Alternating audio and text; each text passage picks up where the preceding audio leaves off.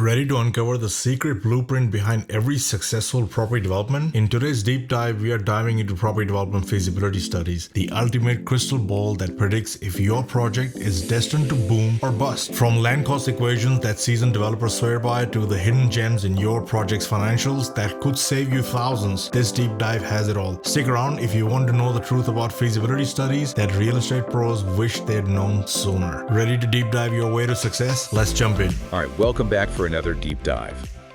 Today, we're tackling property development feasibility studies. Ooh, sounds exciting. It is. These things are basically like business plans, but specifically for taking a piece of land and turning it into something new, developing it. Okay, yeah, I get it. So we've got a bunch of sources for this deep dive, some articles, some videos, all that good stuff. Cool. Our mission here is to help you guys understand just how important these feasibility studies are. Yeah, because they can really help you avoid some major mistakes. Huge. Like, think about it. There's this quote right at the beginning of one of our sources. The battle is won before it's ever fought. Wait, isn't that Sun Tzu from The Art of War? It is. It's talking about military strategy, of course, but it applies perfectly here. I see what you mean. Because with development, you're not just passively waiting, you're actually creating something. Exactly. It's way more active than just, say, buying and holding a property. And way more can go wrong, too. For sure. And that's where these studies come into, like, your battle plan, helping you anticipate those pitfalls and make way smarter decisions. Right, so you're not just jumping in blind. So let's break it down. Why should anyone listening care about this stuff, even if they're not planning to build a skyscraper tomorrow?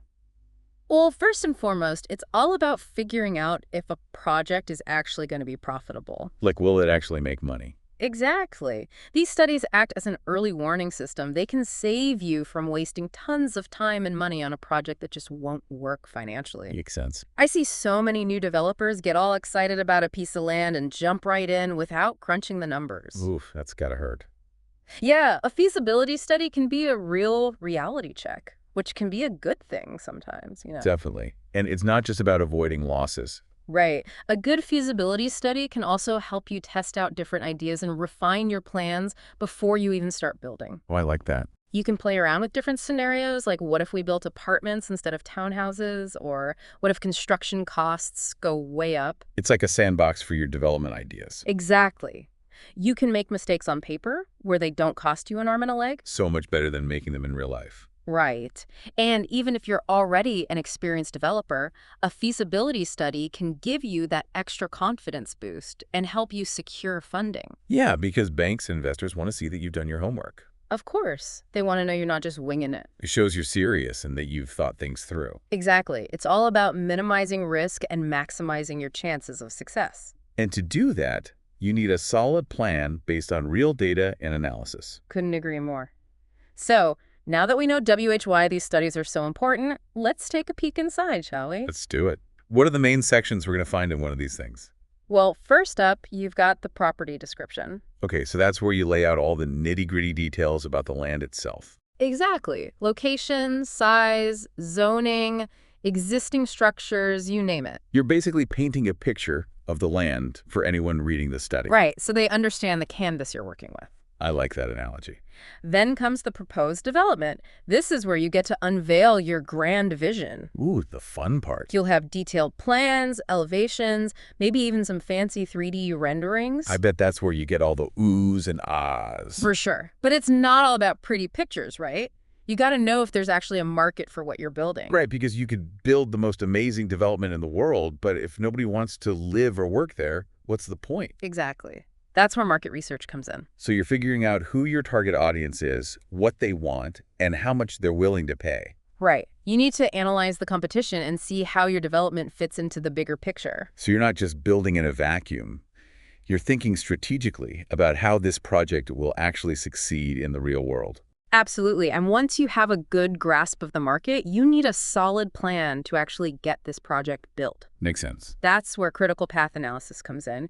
It's a project management tool that helps you map out the entire timeline, identify potential bottlenecks, and make sure everything stays on track. Oh, so it's like a giant flowchart for your entire development project. Pretty much. But perhaps the most important part of any feasibility study is the financial analysis. Ah, yes, the numbers. This is where you crunch all the numbers, estimate your costs, project your revenues and calculate your potential return on investment. This is where the rubber meets the road, right? It's about figuring out if this project makes financial sense. Exactly. And not just in a general sense, you'll use something called sensitivity analysis to see how your profits might change if things like interest rates or construction costs go up. So you're not just hoping for the best, you're planning for the worst case scenario too. Precisely. And if you're looking for funding, you'll need a few more things in your feasibility study, like a formal property valuation, a detailed marketing plan, and information about your experience and track record as a developer. So you're basically saying, hey, we're the right people for this job, trust us. Exactly. Okay, so we've got the big picture of what's inside a feasibility study. Right. But now let's dive into the nitty-gritty of development costs. Let's do it. Our sources have this handy-dandy developer's equation that breaks it all down.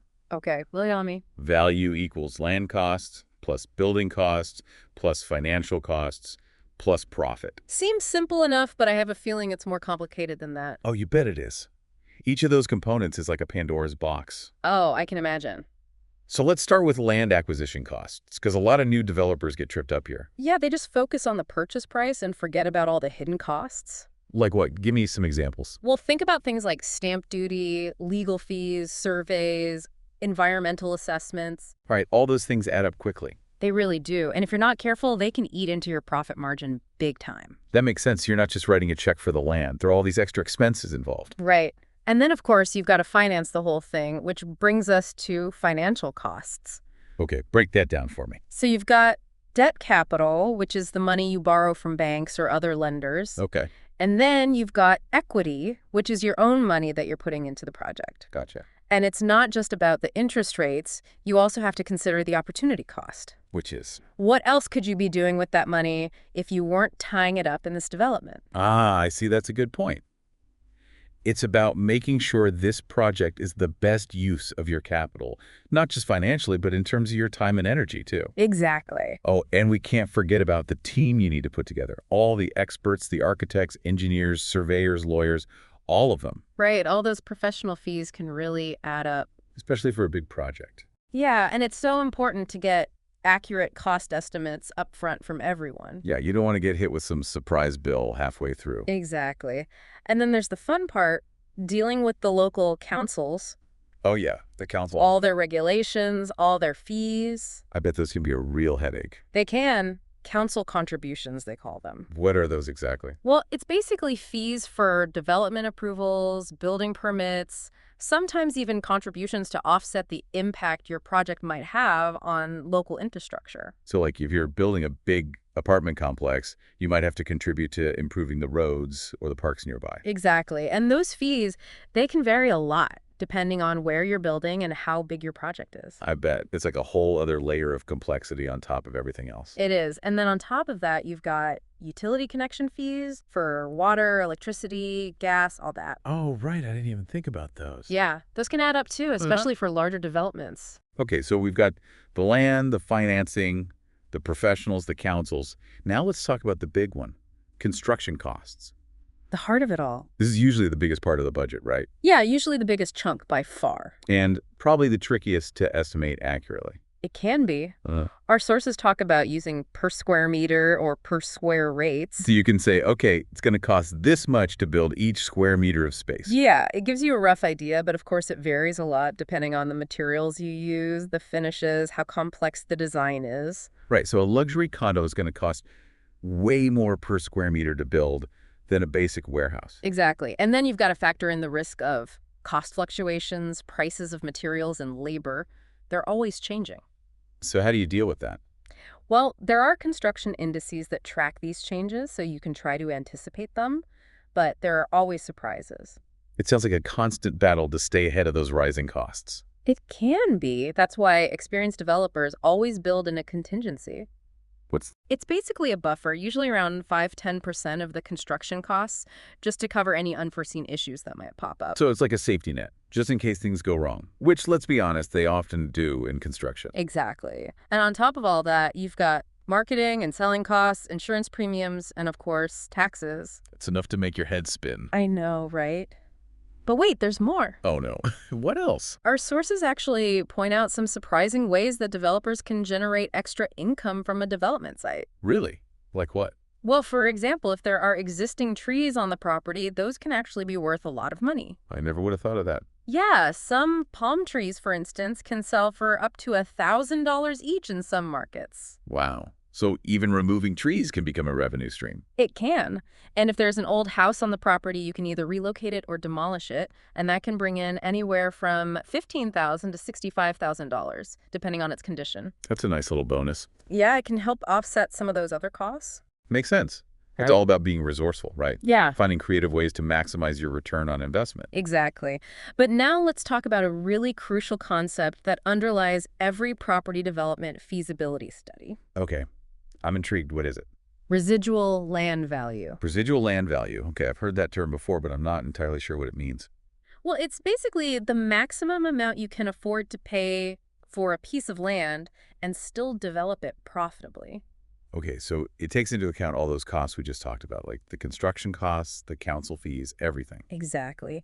And it also considers the projected sale prices of what you're building. So if you're building apartments, for example, what do you think you can realistically sell those apartments for? Right, so it's about finding that sweet spot between what you pay for the land and what you can realistically sell the finished product for. Exactly.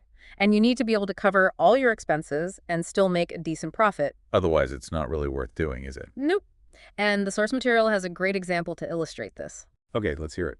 So let's say a developer wants to build 4 townhouses, and they're hoping to sell each one for $530,000. Okay, so that's over $2 million in total revenue.